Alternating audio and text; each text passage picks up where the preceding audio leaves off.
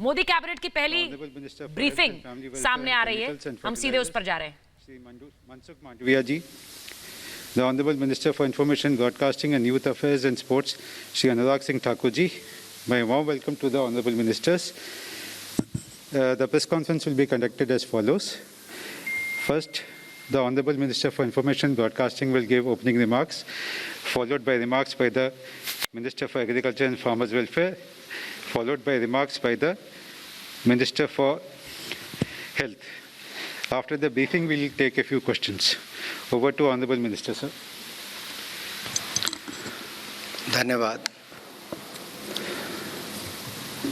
आज की cabinet meeting में कुछ महत्वपूर्ण निर्णय लिए गए हैं जिसकी जानकारी आप सबको देने के लिए विशेष तौर पर पहले तो कृषि एवं किसान कल्याण मंत्रालय से जुड़ा हुआ है। आपको याद होगा कि पिछले वर्ष 15 मई 2020 को माननीय वित्त मंत्री जी ने 1 लाख करोड़ के एग्रीकल्चर इंफ्रास्ट्रक्चर फंड की घोषणा की थी और उसके बाद 1 फरवरी 2021 को माननीय वित्त मंत्री जी ने बजट में ये भी घोषणा की थी कि इसमें एपीएमसीज को जोड़ा जाएगा। और बड़ी बात यह है कि एपीएमसीज का और सशक्तिकरण हो, उनके माध्यम से और किसानों को लाभ मिल सके, उस दृष्टि से बड़ा निर्णय किया गया कि ये जो 1 लाख करोड़ रुपया है इसको एपीएमसीज के माध्यम से अलग अलग आधारभूत ढांचा बनाने के कैसे अवसर दिए जा सकें, जिसकी विस्तृत जानकारी माननीय कृषि मंत्री जी आपको देंगे। इसके अलावा जो हमारा कोकोनट डेवलपमेंट बोर्ड है उसको ही कोकोनट डेवलपमेंट बोर्ड एक्ट 1979 में कुछ अमेंडमेंट्स की गई हैं कि जिसमें चेयरमैन की पोस्ट को लेकर उसकी बजाय उसमें और प्रोफेशनलिज्म आए, नॉन एग्जीक्यूटिव चेयरमैन और सीईओ को बनाने का निर्णय किया गया है। इसमें भी कोकोनट के उत्पादकों को उससे जुड़ी हुई इंडस्ट्री को बल मिलेगा। पहले निर्णय में जहां एपीएमसी के माध्यम से देश भर के किसानों को और लाभ देने का काम किया है, जैसा पहले ई-नैम्स के माध्यम से भी मंडियों को और मजबूत करने का काम किया, एक के बाद दूसरा निर्णय मोदी सरकार में माननीय कृषि मंत्री जी ने जो लिए हैं वो एपीएमसीज को मजबूत करने के लिए उस पर विस्तृत जानकारी माननीय मंत्री जी देंगे। जो दूसरा विषय हेल्थ से रिलेटेड है, क्योंकि पिछले वर्ष के बाद ही लगातार कोरोना से लड़ने के लिए बहुत सारे कदम केंद्र सरकार ने भी उठाए, राज्य की सरकारों की मदद करने का काम भी किया। आपको याद होगा emergency response and health fund जो हमने किया था पिछली बार, वो 15,000 करोड़ रुपया सबसे पहली मदद के रूप में केंद्र सरकार ने राज्यों को अपनी टेस्टिंग फैसिलिटीज़, लैब्स और बाकी आधारभूत ढांचा हेल्थ से रिलेटेड सुधारने के लिए दिया था। उसके बाद ये भी निर्णय किए कि एसडीआरएफ का पैसा भी कोविड की लड़ाई में इस्तेमाल किया जा सकता है। ये निर्णय भी उस समय हुआ था कि नेशनल हेल्थ मिशन के पैसे को भी उसमें उपयोग किया जा सके, क्योंकि कोविड से जंग जीतेंगे हम। इसमें लगातार केंद्र ने राज्यों की मदद करके एक टीम के रूप में काम किया और आज एक बड़ा निर्णय फिर emergency response and health systems preparedness package 2, जिसको 23,123 करोड़ रुपये का आज उस पर निर्णय लिया है। इसमें भी राज्यों को अगर भविष्य में कोई ऐसी स्थिति आती है कि कोविड से लड़ना पड़े, तो जैसा हमने पहले भी कहा था कि बाल चिकित्सा के लिए पेडियाट्रिक्स और बाकी सब सुविधाएं और बाकी भी सब, उस पर माननीय हमारे स्वास्थ्य मंत्री मनसुख भाई वो भी आपको उस पर जानकारी देंगे। मैं पहले आग्रह करता हूं आदरणीय नरेंद्र सिंह तोमर जी से, माननीय कृषि एवं किसान कल्याण मंत्री जी, और उसके बाद माननीय मनसुख भाई उसके बाद स्वास्थ्य के बारे में जानकारी देंगे।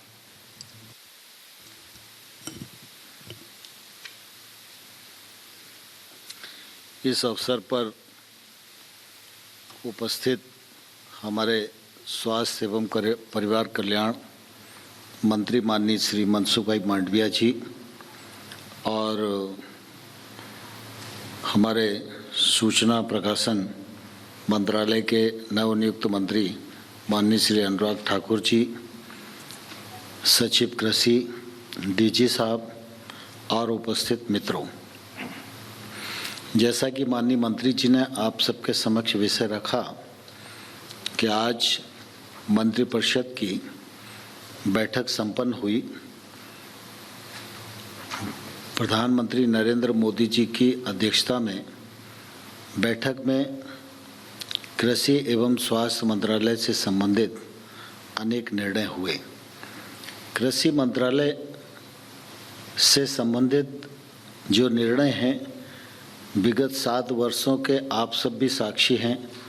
लगातार भारत सरकार के निर्णय, प्रधानमंत्री नरेंद्र मोदी जी की जो कृषि और किसान के प्रति प्रतिबद्धता है, उसके परिचायक हैं और वो प्रतिबद्धता को दर्शाते हैं। हम सब जानते हैं कि हमारे देश में एक बड़ा क्षेत्र है जहां नारियल की खेती होती है।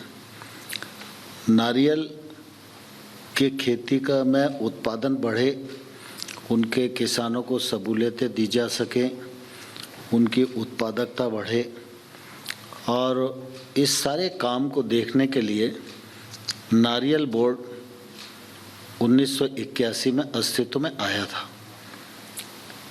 इस नारियल बोर्ड के एक्ट में हम लोग संशोधन करने जा रहे हैं। एक तो बोर्ड का जो अध्यक्ष है वो गैर शासकीय व्यक्ति होगा, उसी परिक्षेत्र से होगा, किसान पृष्ठभूमि में होगा और जो फील्ड की गतिविधियों को ठीक प्रकार से समझ सके। और एग्जीक्यूटिव पावर के लिए एक सीईओ होगा, उसके अंदर एग्जीक्यूटिव पावर निहित रहेंगी। बोर्ड में 2 प्रकार के सदस्य हैं। एक प्रकार है केंद्र सरकार द्वारा नामित कुछ राज्य जो उसमें प्रतिनिधि के तौर पर रहते हैं। दूसरी श्रेणी ऐसी है जो बाकी राज्य बचते हैं, वो चक्रानुक्रम से उसमें जुड़ते जाते हैं और उनका कार्यकाल समाप्त होता जाता है। इस बार हम लोगों ने यह भी फैसला किया है कि केंद्र सरकार जिन 4 सदस्यों को नॉमिनेट करती है, उनकी सदस्य संख्या बढ़ाकर 6 की गई है और अब आंध्र प्रदेश और गुजरात भी उसमें मेंबर होंगे। यह भी परिवर्तन करने हम जा रहे हैं। तीसरा इस क्षेत्र में परिवर्तन है कि नारियल बोर्ड अभी तक भारत के भीतर बोर्ड की गतिविधि हो, नारियल की खेती हो, इस दृष्टि से काम कर सकता था, विचार कर सकता था, योजना कर सकता था, उसे क्रियान्वित करने की कोशिश कर सकता था। लेकिन अब नारियल की खेती और नारियल के किसान को और लाभ हो, इस दृष्टि से वह भारत के बाहर भी गतिविधि की आवश्यकता है तो बोर्ड उस पर विचार कर सकता है और आगे बढ़ सकता है। ऐसे 3-4 प्रकार के संशोधन निश्चित रूप से इस दिशा में हुए हैं।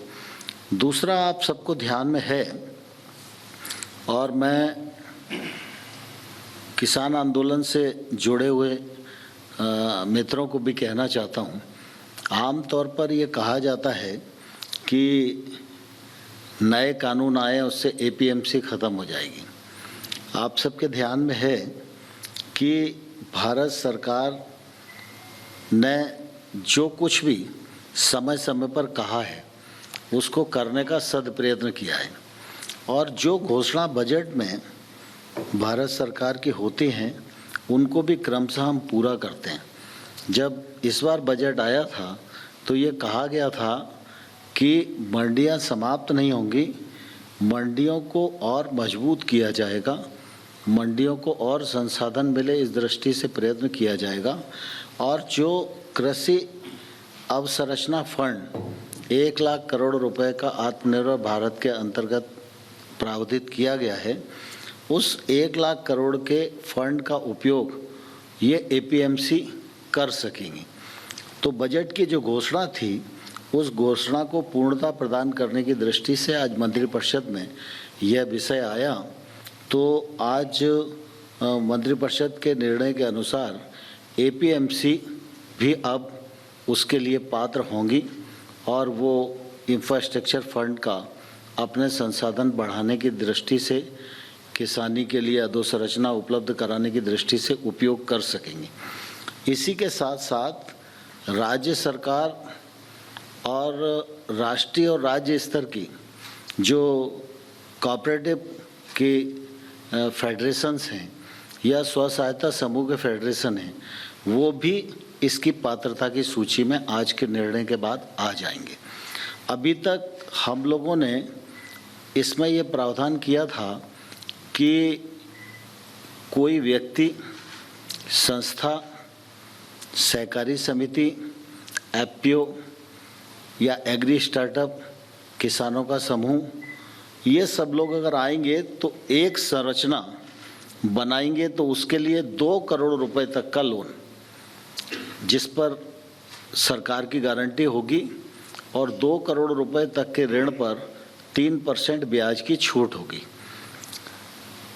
स्वाभाविक रूप से हम सब इस बात को जानते हैं, कई बार व्यक्ति भी इतना क्षमतावान हो सकता है कि एक से ज़्यादा प्रोजेक्ट वो कर सके। संस्थाओं की क्षमताएं तो निश्चित रूप से और भी होती हैं। इसलिए आज हम लोगों ने ये भी निर्णय किया है कि यदि व्यक्ति एक से अधिक प्रोजेक्ट करेगा, लेकिन उसकी अधिकतम सीमा 25 होगी और ये परियोजनाएं अलग अलग गांव क्षेत्र में करना पड़ेगी। वो एक स्थान पर 10 परियोजनाएं नहीं कर सकता। तो अगर वो 25 तक भी परियोजनाएं करता है तो हर परियोजना को अलग अलग 2 करोड़ रुपए तक ब्याज पर छूट और गारंटी की पात्रता रहेगी। राज्य सरकार की जो एजेंसियां हैं या राष्ट्रीय और राज्य स्तर की जो कोऑपरेटिव्स हैं, फेडरेशंस हैं, ये लोग पर ये बंदिश लागू नहीं होगी। वो 25 से अधिक भी, लेकिन विकेंद्रीय रूप से अगर इंफ्रास्ट्रक्चर बना सकते हैं तो अलग अलग प्रोजेक्ट मानकर उनको छूट देने की पात्रता निश्चित रूप से रहेगी। इस दृष्टि से हम लोगों ने इसको आगे बढ़ाने का प्रयत्न किया है और मंडी के मामले में ये भी निर्णय किया है कि मंडी का जो परिक्षेत्र है, मतलब एक मंडी का परिसर हो गया, लेकिन कृषि उपज मंडी जिस पूरे कमांड क्षेत्र में काम करती है, उस कमांड क्षेत्र में अगर वो एक से अधिक परियोजनाएं बनाएगी अपने किसानों के लिए तो उसको भी इस प्रकार की पात्रता रहेगी। इस दृष्टि से आज के ये निर्णय निश्चित रूप से बहुत ही महत्वपूर्ण हैं और इस योजना की हम लोगों ने अवधि बढ़ाने के लिए भी निर्णय किया है। मैं समझता हूँ इस निर्णय से अधिक लोग लाभान्वित होंगे, अधिक इंफ्रास्ट्रक्चर बनेगा और आज इसका दायरा काफ़ी बढ़ गया है। और विशेष रूप से जो बात कही जाती थी कि एपीएमसी ख़त्म हो जाएंगी, एपीएमसी ख़त्म नहीं होंगी। कृषि कानून लागू होने के बाद भी कृषि उपज मंडी को करोड़ों रुपए का साधन भारत सरकार की ओर से इस इंफ्रास्ट्रक्चर फंड में से उपलब्ध कराया जाएगा, जिससे वो सशक्त होंगी, उनके आय के साधन बनेंगे और अधिक किसानों के लिए वो उपयोग में आ सकेगी। प्रमुख रूप से मुझे इस अवसर पर इतना ही कहना था।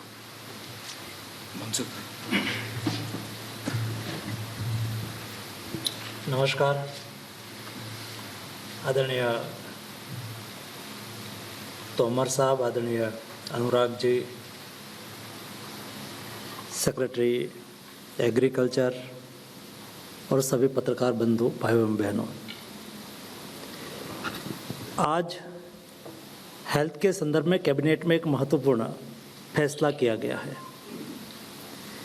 आप सब लोगों को पता है कि अप्रैल 2020 में पहला package emergency Covid response package के रूप में 15,000 करोड़ रुपीस का दिया गया था और ये पैकेज का अच्छी तरह से उपयोग भी हुआ और उसका रिजल्ट सब लोगों को पता है कि अप्रैल 2020 में पहला package emergency Covid response package के रूप में 15,000 करोड़ रुपीस का दिया गया था और ये पैकेज का अच्छी तरह से उपयोग भी हुआ और उसका रिजल्ट भी आया। आपने देखा होगा कैटेगरी 1 में कोविड डेडिकेटेड हॉस्पिटल हमारे पास 163 थी, वो बढ़ के 4,389 हो गई। कैटेगरी 2 में डेडिकेटेड कोविड हेल्थ सेंटर उस वक्त हमारे पास था ही नहीं।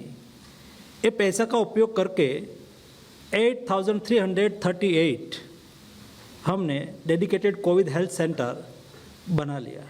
वैसे ही कैटेगरी 3 में डेडिकेटेड कोविड केयर सेंटर आज 10,011 हमारे पास बन चुके हैं। ऑक्सीजन सपोर्टेड बेड्स हमारे पास 50,000 ओनली थे, उसको बढ़ा के 4,17,396 आज के दिन में हो चुका है।